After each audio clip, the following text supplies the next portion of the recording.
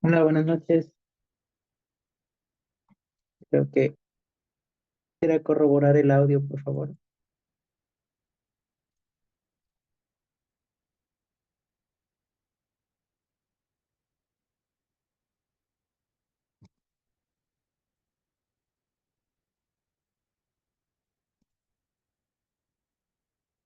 ¿Se puede ver, por favor? Sí, doctor, sí se ve. Muy bien. Entonces vamos a empezar este tema bastante interesante. Es una revisión muy actualizada con todo lo que debemos saber de pancreatitis aguda. ¿Ya? A ver, vamos a recordar un poquito de fisiopatología. Saber pues que el páncreas tiene dos funciones, una función exocrina y una función endocrina. ¿De qué se trata la función exocrina? Que me va a secretar, pues, algunas hormonas hacia el arco sanguíneo, con lo cual, pues, va a tener efectos al- en distintos órganos o a distancia. La función exocrina se va a dar gracias a los acinos pancreáticos, donde se va a secretar, pues, enzimas que me van a ayudar con la digestión. Es así que, entonces, los islotes pancreáticos nos van a dar esta función endocrina. ¿Qué células podemos tener ahí? Las células alfa, beta y delta, dentro de las más conocidas que me producen el glucagón, la insulina y la somatostatina, que ese es otro tema. Lo que nos interesa ahora es pues el acino pancreático con la producción pues de las enzimas digestivas, lo que se conoce como función exocrina. Aquí, para ir conociendo ya algunas, tenemos a las enzimas proteolíticas, donde la más importante o la que desencadena toda la cascada que vamos a ver ya que son simógenos es la tripsina o tripsinógeno. También tenemos algunas enzimas lipolíticas como la lipasa y amiolíticas que incluso también hay en la boca como la amilasa. Muy bien, poquito de fisiopatología. ¿Cómo empieza todo este proceso? Pues saber que las células acinares me van a producir pues simógenos, que vienen a ser no otra cosa que enzimas digestivas inactivas. La principal de estas pues es el tripsinógeno, el cual se va a activar en la luz intestinal, ya en este caso en el duodeno, por función de la enteroquinasa, convirtiéndose ya de forma activa en tripsina. Entonces, vamos a ver aquí, tenemos el tripsinógeno que se convierte pues a tripsina, pero esperen, ¿esto es el páncreas? ¿Debería convertirse en el páncreas? No, por eso es que hay unos complejos o unos compuestos que nos van a inhibir si es que por ahí se activa dentro del páncreas, porque como son enzimas proteolíticas, pues pueden, entre comillas, digerir al propio páncreas. Es así que estos mecanismos de protección o que evitan la autoactivación son varios, pero el más conocido es este inhibidor de tripsina secretora pancreática o el SPINC. Pero ¿qué ocurre? En algunos casos, pues, ya sea por obstrucción tumoral, ya sea porque hay un calculito que justo se puso en la parte más distal donde confluye el colédoco con el wirsum, pues hay un aumento de presión intraductal y empieza a fallar este mecanismo de autoprotección y se activa la tripsina. También puede ser estimulado por el alcohol que se active la tripsina. Esto nos lleva pues a que se genere el efecto de autodigestión del páncreas o lo que conocemos como pancreatitis. Ahora, ¿cuáles son las causas de esta pancreatitis? Muchísimas, ¿ya? Las podemos agrupar de distintas formas. En este caso, las estamos agrupando como mecánicas, tóxico-metabólicas y otros. Saber que dentro de las causas mecánicas, como ya hemos visto, la obstrucción es el principal problema. Aumenta la presión intraductal, ya sea por una piedrita o barro biliar, que viene a ser el 65 hasta 80% de casos en nuestro medio. Factores de riesgo para que esto ocurra, doctor, para tener una litiasis o barro biliar. edad mayor de 40 años, sexo femenino, embarazo, uso de anticonceptivos orales, pérdida rápida de peso. Ahora que está en boga las cirugías bariátricas, esto aumenta considerablemente y resecciones ciliares. Saber que el colédoco es como un embudo, siempre les digo, entonces la piedrita, ¿dónde se va a quedar obstruida? En la parte más distal, justo aquí. Entonces, normalmente nosotros tenemos las piedritas que se forman en la vesícula, ya que sabemos que la vesícula tiene por función almacenar la bilis que la produce el hígado, pero en algunos casos, como en estos factores de riesgo, no solo la almacena, sino la concentra, que eso está bien, pero la concentra tanto que me forma pues los famosos cálculos biliares o litiasis vesicular.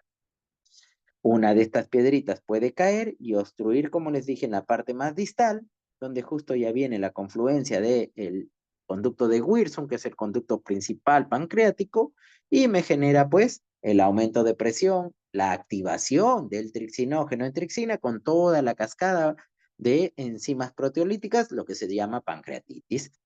Saber que estas piedritas que obstruyen en la parte distal son las más pequeñitas, que suelen medir 5 milímetros o menos.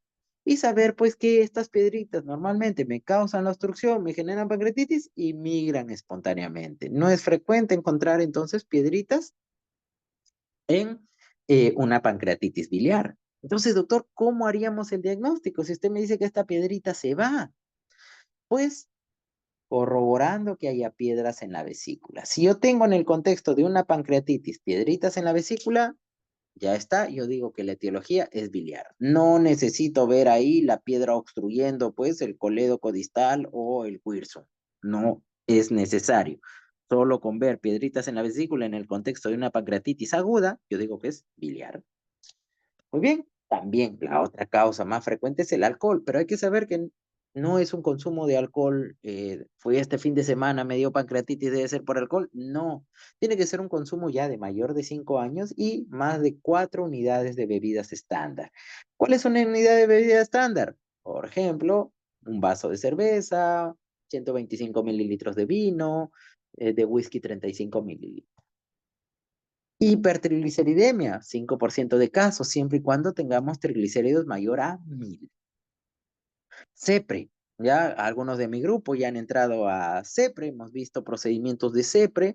Al momento de nosotros extraer una coledocolitiasis o hacer una CEPRE, cortar la papila para entrar, pues sí puede inflamarse esta zona y darnos obstrucción del conducto pancreático principal y esto pues una pancreatitis.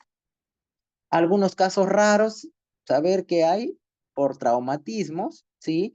Picadura de escorpión, alguna vez preguntado en un examen, sí, también me puede dar pancreatitis. Son casos un poquito anecdóticos, ¿ya? ¿Cómo hacemos el diagnóstico de pancreatitis aguda? Requerimos 2 de 3 criterios, ¿ya? ¿Cuáles son esos criterios? Uno, dolor abdominal. Un dolor abdominal clínicamente sugestivo de pancreatitis. ¿Cómo es este dolor sugestivo de pancreatitis? Pues es un dolor en mi abdomen superior intenso, que se puede irradiar hacia la espalda, sí, hasta más del 50% de los casos, pero no necesariamente, ¿ya? El paciente puede venir con un dolor intenso en mi abdomen superior. ¿Qué tipo de dolor? Opresivo. Doctor, ¿solo es opresivo si es cólico lo descarto? No, puede ser como cólico, como hincada. Lo más importante es la intensidad y la ubicación. En mi abdomen superior intenso, sospechen pancreatitis, no hay pierde. Se irradia hacia la espalda, ya, crimen no sospechar pancreatitis.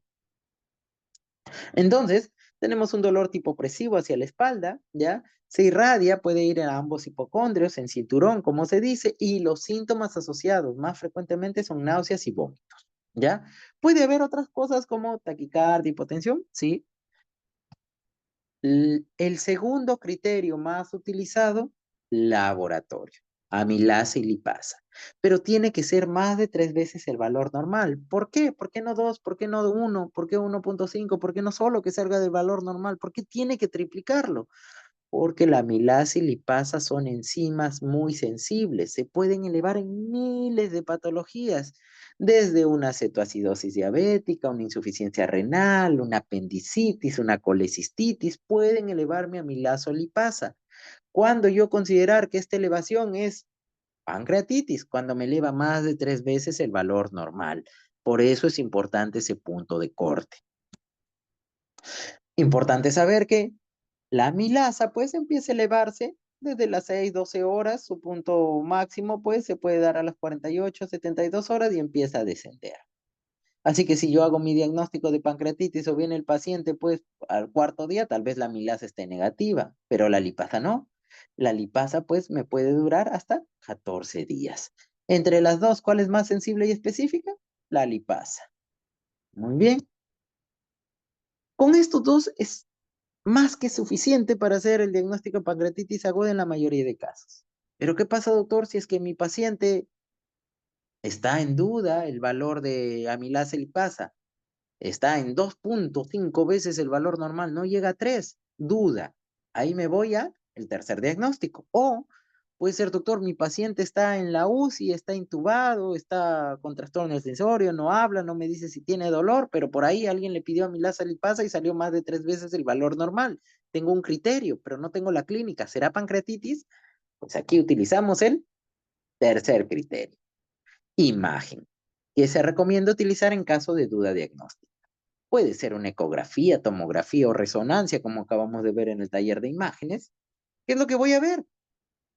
Un páncreas aumentado de tamaño, un páncreas inflamado, ¿ya? Agrandamiento, edema, líquido peripancreático. Con eso yo puedo confirmar o descartar mi diagnóstico de pancreatitis aguda. Muy bien. Sin mencionar que nosotros utilizamos muchísimo la ecografía cuando diagnosticamos pancreatitis aguda. Si viene un paciente con clínica y laboratorio, ya para pancreatitis, una clínica sugestiva, amilasa y o lipasa más de 3 veces el valor normal, ya está mi diagnóstico. ¿Por qué le pido ecografía? Para buscar la etiología, ¿ya? Para ver si la vesícula tiene calculitos, para yo poder decir, esta es una pancreatitis de etiología biliar. ¿Para qué me ayuda también? Para ver si es que hay dilatación del colédoco. Si está dilatado, quiere decir que hay algo obstruido. Lo más probable es que hay una piedrita. Ya hemos hablado que la ecografía no me ve muy bien la parte distal del colédoco. O sea, aquí, esta zona, la ecografía no me ve bien. ¿Por qué? Hay que recordar que el duodeno es retroperitoneal, el páncreas es retroperitoneal, o sea, el colédoco se mete hacia la espalda, por así decirlo, a la parte más trasera, y por eso no se puede ver correctamente. Aquí el examen que nos va a ayudar para ver si hay piedrita o no en caso de dilatación es una colangio-resonancia. Muy bien. Dato importante. La perfusión pancreática tarda varios días, mínimo 48 a 72 horas. O sea, eso quiere decir que si yo quiero ver necrosis, no lo voy a ver al primer día, no lo voy a ver su tomografía del día 2. Por eso es innecesario tomar imágenes con contraste, una tomografía con contraste para ver necrosis. Me va a dar un falso negativo. Yo alegremente puedo decir no hay necrosis y puede ser que al cuarto o quinto día aparezca una necrosis del 80-90%, ¿ya? Así que saber que la tomografía para ver necrosis, mientras más tardía sea mejor, ¿ya? Si es que estoy buscando necrosis, puede ser al cuarto o quinto día, ideal, ¿ya? Y ya vamos a ver entonces, doctor, si la tomografía no me sirve para ver necrosis, ¿qué sí me sirve? Eso es lo que vamos a ver más adelante. Dato importante, ¿para qué clasificar?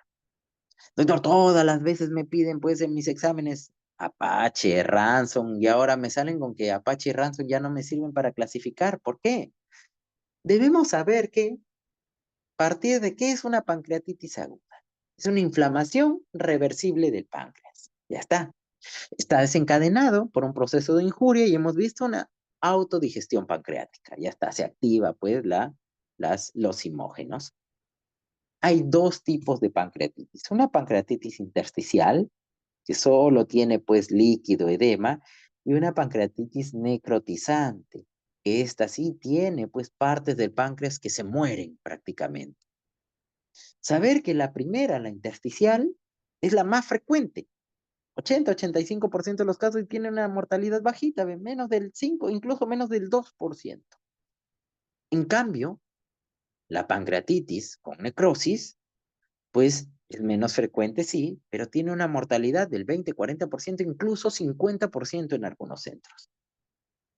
Entonces, quiere decir, doctor, que un tercio de los casos, pues puede ir a pancreatitis necrotizante. O sea, ¿y cómo saber, doctor, si es que me viene un paciente con pancreatitis, es intersticial o es necrotizante? Si me está diciendo que yo lo voy a ver al cuarto o quinto día, hasta eso ya se me muere para verlo por tomografía. Pues para ello es importante la clasificación.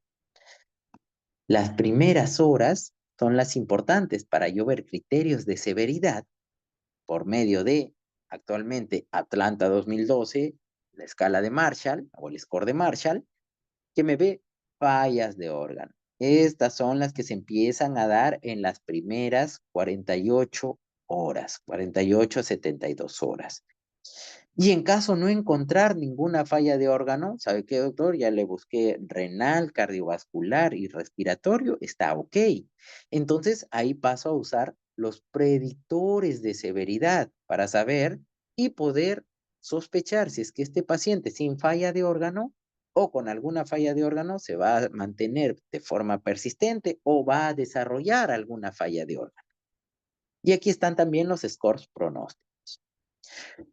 Dejando la pregunta o tomando la pregunta en el aire que habíamos dejado, ¿por qué no se usa Apache y Ransom actualmente para clasificar?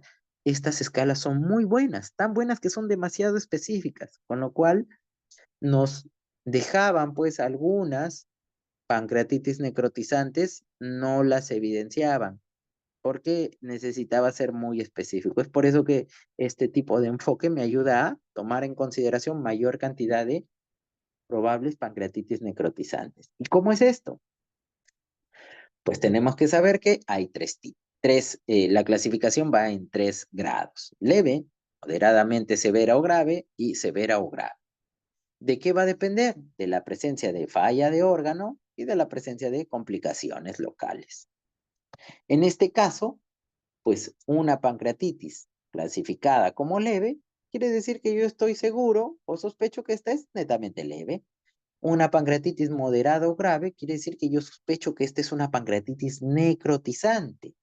Entonces, eso me sirve para dónde la voy a manejar. Una leve yo la voy a manejar en sala de hospitalización general, una moderada grave en una unidad de cuidados intermedios y la severa, pues, en cuidados intensivos. Con esto aseguro disminuir la mortalidad de mi pancreatitis necrotizante. Esta es la importante, la que yo me preocupo por ubicar. Pancreatitis leve, hasta incluso sin tratamiento, puede mejorar. Fallas de órgano. ¿Cuáles son las que busco? 3, como ya habíamos dicho: renal, respiratorio y cardiovascular. Aquí tenemos en el score de Marshall, si es que tiene un puntaje mayor de 2, o simplemente por los valores sueltos: creatinina mayor o igual a 2, un PAFI menor o igual a 300, o una presión arterial menor de 90-60.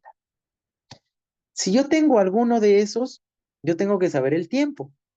Pero doctor, si me viene mi paciente, vamos a poner por aquí, me viene aquí. Me viene, doctor, a las 16 horas, yo encuentro una falla de órgano. ¿Cómo saber si esta falla de órgano se va a resolver o no antes de las 48 horas? ¿Va a ser transitorio? ¿Va a ser persistente? Pues tengo que hacerle un control a las 48 horas, ya que eso me va a definir si es moderadamente grave o grave. Entonces, 48 horas es el tiempo mínimo que yo debo observar a una pancreatitis con falla de órgano o con criterios de severidad de presentar fallas de órgano. Entonces, para estos, ¿cuáles son esos pronósticos de severidad? Factores individuales como edad, obesidad, biomarcadores como PCR, interleucina 6. Las escalas pronósticas actualmente están como predictoras de severidad, pero tal vez la que ha presentado mejor aceptación porque es más fácil de aplicar, es muy sensible, muy específica como predictor o pronóstico de severidad, PISA. Entonces, ¿qué es lo que tienen que hacer con una pancreatitis? Buscarle falla de órgano y de tener alguna o no tener, aplicarle el BISAP. Si me sale un BISAP mayor o igual a 3 puntos, este paciente tiene criterios de severidad. Debo observarla ¿por cuánto? Por 48 horas. En 48 horas veo no falla de órgano, esta es una pancreatitis leve. Doctor, presenté una falla de órgano y se resolvió las 48 horas, moderada, páselo a intermedios. Doctor, persiste la falla de órgano, grave o severa, pasen inmediatamente a UCI. Fases de la pancreatitis aguda, otro concepto importante. Hay que saber que la pancreatitis aguda tiene dos fases bien marcadas, una fase temprana y una fase tardía. En la fase temprana va a prevalecer pues toda la cascada inflamatoria, inflamación, porque la pancreatitis no es algo local, es algo general, generalizado. Hay un montón de mediadores inflamatorios inmiscuidos aquí. Entonces, mi paciente puede tener fiebre, puede tener taquicardia, puede tener leucocitosis, pero esto es por la fase inflamatoria. Entonces, si mi paciente tiene fiebre, yo voy a sospechar infección en la primera semana, no. Lo más probable es que se trate pues a un SIRS.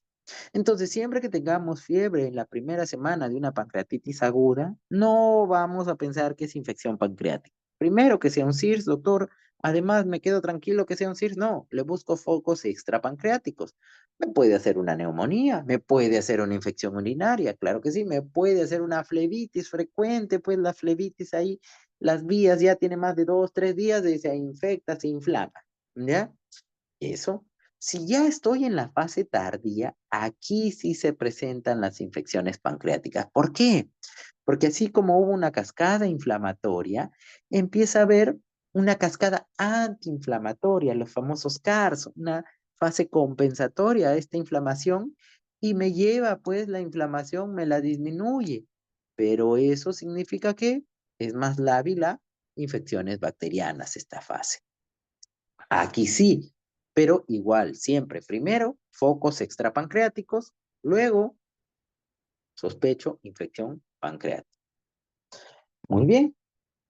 Complicaciones locales. ¿Cuáles son estas? Importante recordar dos tipos de pancreatitis. La pancreatitis intersticial siempre va a ser intersticial. La pancreatitis necrotizante siempre va a ser necrotizante. En ese sentido, el líquido alrededor de la pancreatitis intersticial se conoce como una colección peripancreática fluida. Al cabo más o menos de 3 a 4 semanas empieza a coleccionarse, a juntarse este líquido y se forma una cápsula, una pseudopared. Por eso es que esto se conoce como un pseudoquiste pancreático. Muy claro. En cambio, en la necrosis o en la pancreatitis necrotizante, pues voy a tener líquido no solo peripancreático, sino también intrapancreático, porque hay zonas muertas de mi páncreas con edema. Esta colección, igual al cabo de 3, 4 semanas, se colecciona, pero es una colección no líquida, es una colección totalmente heterogénea. Hay restos de páncreas muerto, hay tejido y hay líquido. Esto es lo que se conoce, perdón, como una necrosis amurallada.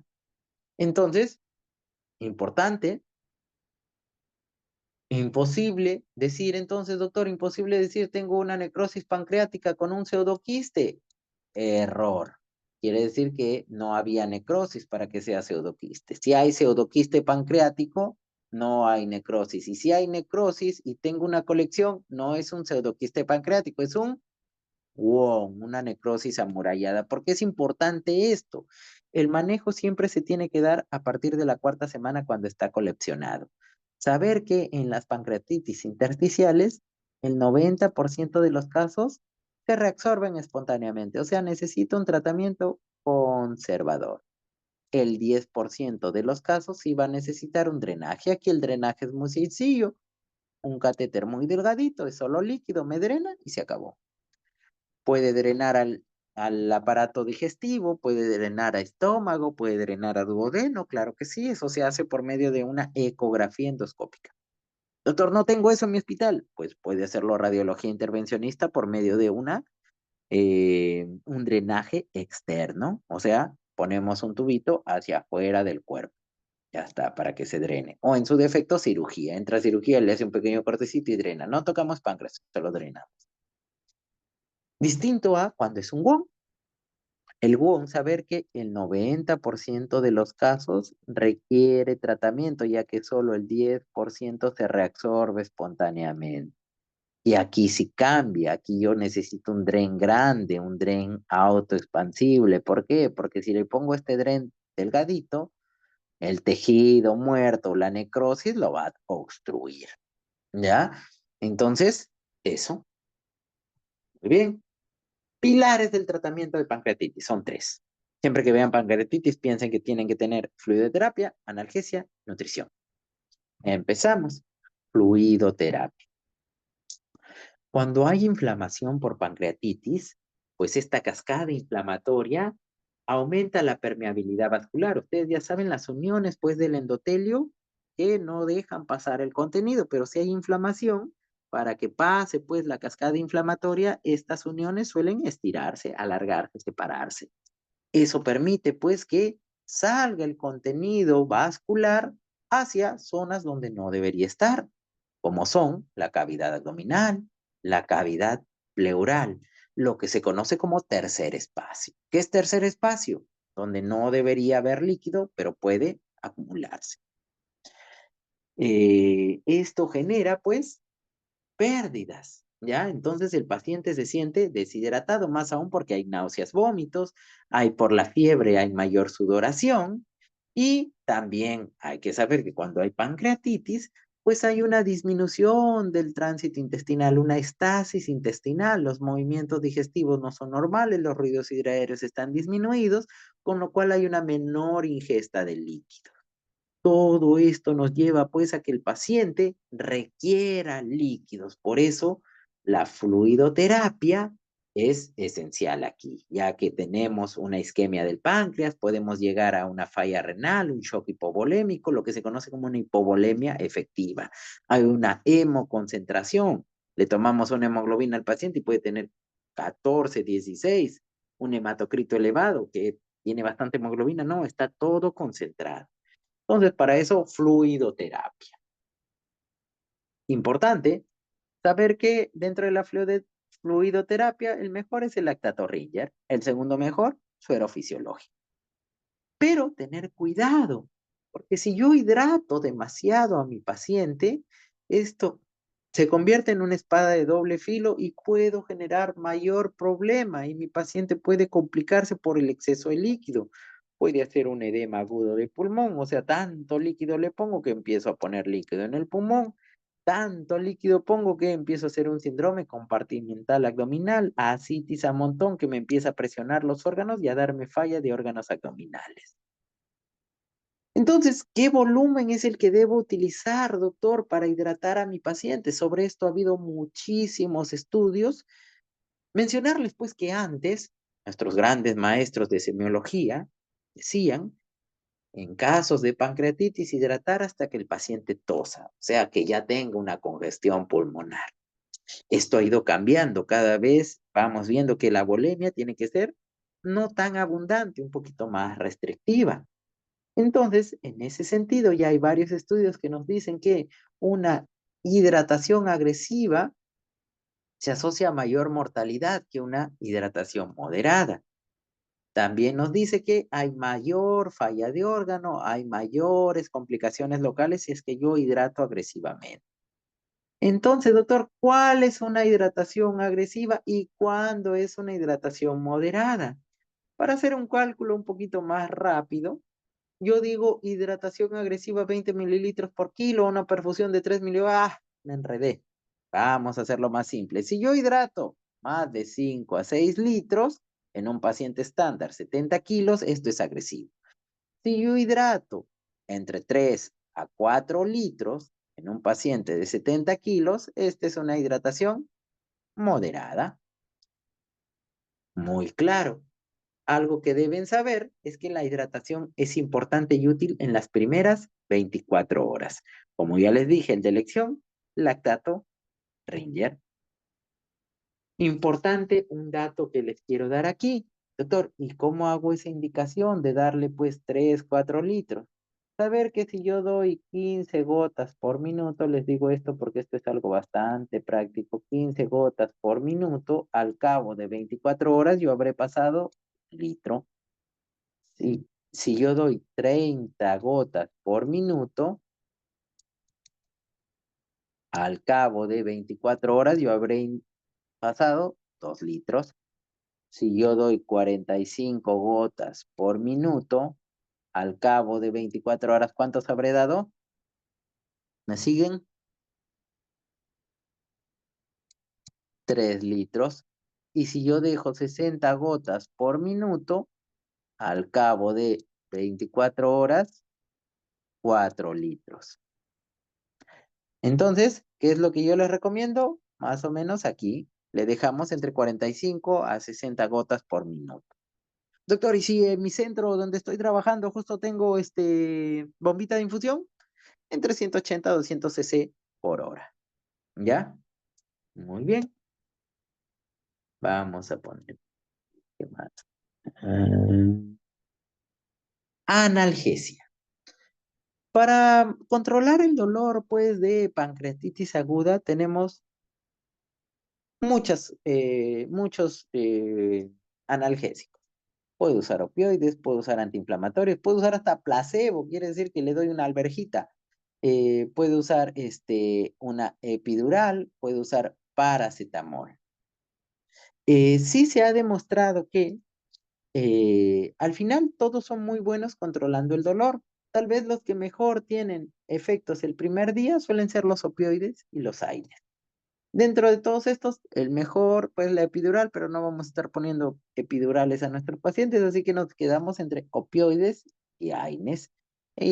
¿Cuál utilizamos? Personalizar al paciente. Si yo tengo un paciente, pues, que tal vez tiene problemas de adicción a los opioides, mejor uso AINES. Si yo tengo un paciente que ha tenido ya un sangrado digestivo por una úlcera péptica, mejor uso opioides, ¿ya? Entonces, la elección de la analgesia debe ser individualizada. Otra cosa, la nutrición. Ya se ha demostrado que la nutrición me ayuda a prevenir y tratar malnutrición, me ayuda a disminuir o modular la respuesta inflamatoria y mejorar la barrera intestinal, porque una disfunción de estas pues me puede dar complicaciones como infecciones. Entonces, antes decíamos hay que dar un reposo, un descanso pancreático de 5 a 7 días, se dejaba 5 a 7 días a nuestros pacientes sin comer. Ya la evidencia nos ha demostrado de que ahora la tendencia es intestino estimulado. El paciente con pancreatitis aguda debería empezar a nutrirse al primer o segundo día. Para esto, nuestro paciente debe cumplir ciertos requisitos, que son disminución o una ausencia del dolor abdominal. ¿Cuánto es disminución, doctor? Si es que nuestro paciente decía que le dolía pues 8 o 10 en una escala de dolor, tiene que ser la mitad, o sea, menor de 5. Si me decía que su máximo dolor era 8, pues 4 o menos. Y el segundo, perdón, que tenga apetito. ¿Tiene apetito, señor? Sí. Bien, criterio cumplido. ¿Tiene apetito? No. Ah, todavía espero. Ruidos hidroaéreos o elimine flatos. Ya está, quiere decir que se está moviendo el sistema digestivo. Ese paciente está listo para empezar a comer. Eh, Esto se ha asociado, pues, a una menor estancia hospitalaria, a un menor costo hospitalario. ¿Con qué debo iniciar, doctor? ¿Con dieta líquida?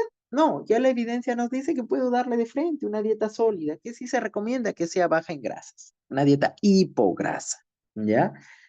Entonces, eh, sí, está muy arraigado, pues que al paciente le damos el primer día dieta líquida, el segundo día una dieta blanda estricta, el tercer severa, el tercer día ya una dieta normal. ¿Podemos hacer eso también? Sí, pero si queremos podemos ir de frente con una dieta sólida. La evidencia nos avala. Doctor, mi paciente no puede comer o persiste, ya estamos en el tercer día y todavía no tiene apetito o todavía sigue con el dolor o todavía no moviliza pues los ruidos hidroaéreos. Ese paciente debería ir a nutrición enteral. ¿Qué es mejor, la enteral o la parenteral? Y está ampliamente demostrado que la nutrición enteral es lo mejor. Entonces, en ese sentido, siempre va vía oral, es mucho mejor que la vía enteral, la cual es mucho mejor que la vía parenteral. Si por X motivos mi paciente no le puedo dar nutrición enteral, recién voy a la parenteral, ¿ya?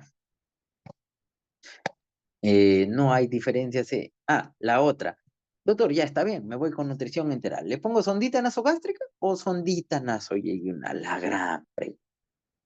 Ya se ha visto que no hay diferencias, podemos utilizar cualquiera de las dos, pero sí les recomiendo utilizar pues la nutrición con sondita nasoyeyunal en caso de sospecha de obstrucción. ¿Cómo es esto? Yo tengo por aquí intestino, vamos a dibujar por aquí, estamos. Voy a cambiar de color, voy a poner por aquí el páncreas.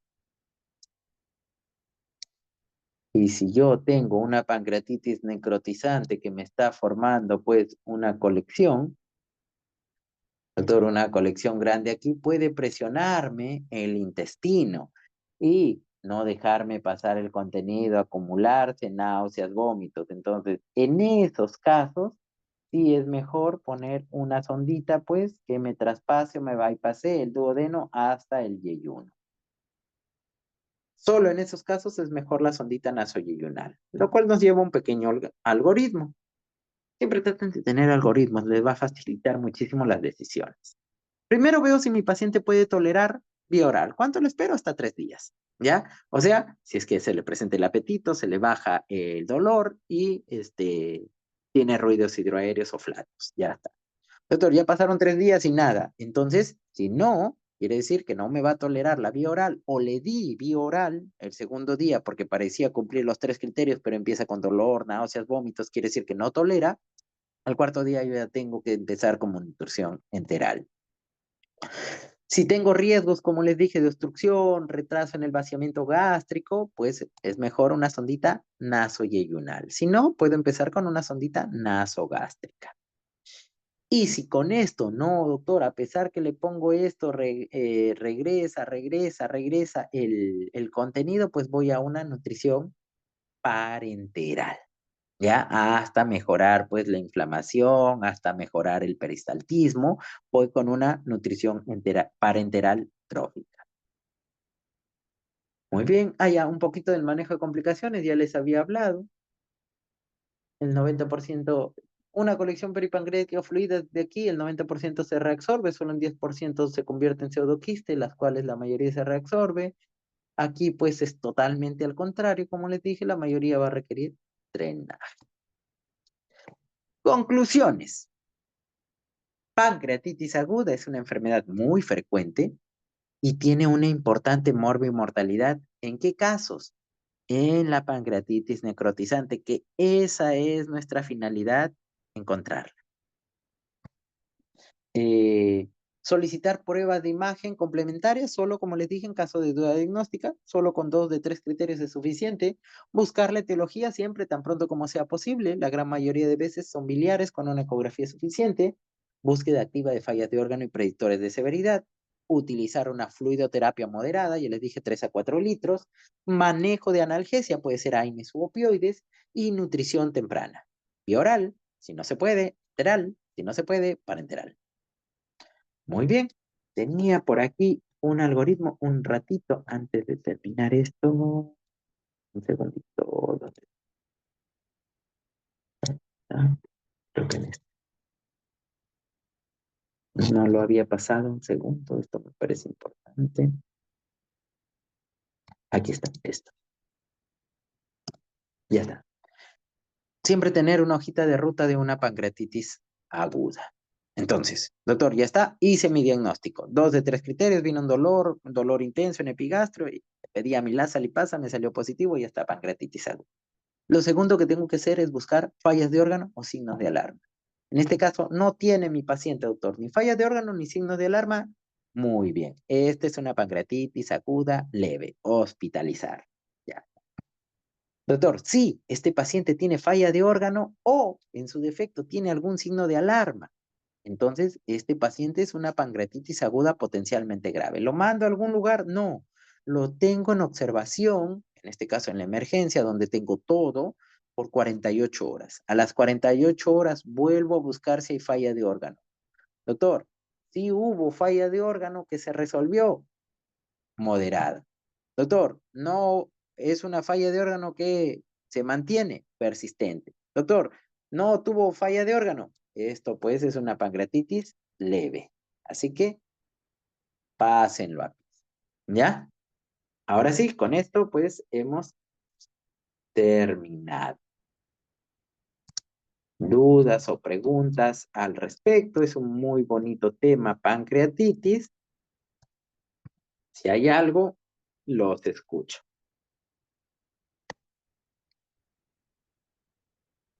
Doctor, buenas noches. Disculpe una consulta.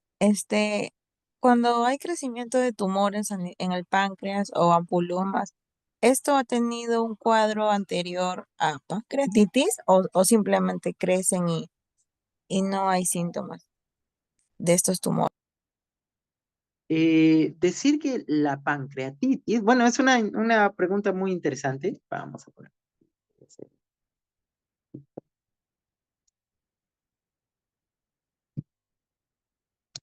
Ya está. A ver, voy a dibujarles algo aquí. Quiero que esto quede bien claro. Ah, vamos a poner aquí está el hígado. ¿Ya? Y hemos dicho, esto lo vamos a dibujar hasta el cansancio, la vía biliar, vesícula biliar, colédoco. Por aquí viene pues el conducto pancreático principal, el páncreas que envuelve a todo esto. Vamos a dibujarlo de rojito, que se envuelve a todo esto. Y vamos a poner aquí que otro color. Y esto pues es ya la parte distal que nos va a salir pues al intestino delgado, a la segunda porción, lo que se conoce como papila de Vater, la ampollita de Vater. Aquí. Entonces, ¿qué ocurre? Pancreatitis. Entonces, pancreatitis ya dijimos que se da dentro de sus causas más frecuentes, que se activa el propio contenido pancreático por muchas causas. Doctor, ¿puede ser que un ampuloma, que es una masa aquí de esto, me obstruya y me genere pancreatitis? Sí, porque me puede obstruir y generar pancreatitis. ¿Es frecuente? No. Puede ser, doctor, que un tumor propio de la vía biliar, lo que se conoce como colangiocarcinoma, me obstruya. Sí. ¿Es frecuente? No. Doctor, ¿es posible que una más en la cabeza del páncreas, lo que llamamos un cáncer de páncreas, me presione esta zona, me obstruya y me genere pancreatitis? Sí, esto tal vez sí podría darse en menos del 5% de casos que me dé pancreatitis. Ahora, doctor, si un paciente tiene pancreatitis y se inflama, ¿esto puede ser factor de riesgo para un cáncer, ya sea ampuloma, cáncer de cabeza y páncreas, colangiocarcinoma, por la inflamación? Para nada. Decirles que es una patología inflamatoria, totalmente benigna, que no genera ni desencadena, pues, cánceres posteriores. Pero sí saber que los cánceres me pueden obstruir el conducto pancreático y debutar o generar pancreatitis, ¿ya? Entender bien esa diferencia. ¿Otra pregunta? ¿O quedó claro, perdón? Así, doctor, gracias. Bien. ¿Alguna otra pregunta?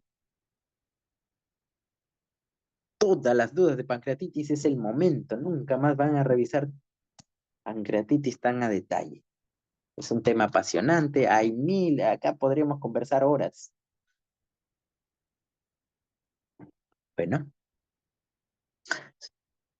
si no hay más dudas y preguntas, se entiende que todo ha quedado claro. Un gusto haber compartido este ciclo con ustedes. Esta es mi última clase y espero pues haber aportado en su formación como médicos y tal vez encontrarnos en un futuro como colegas.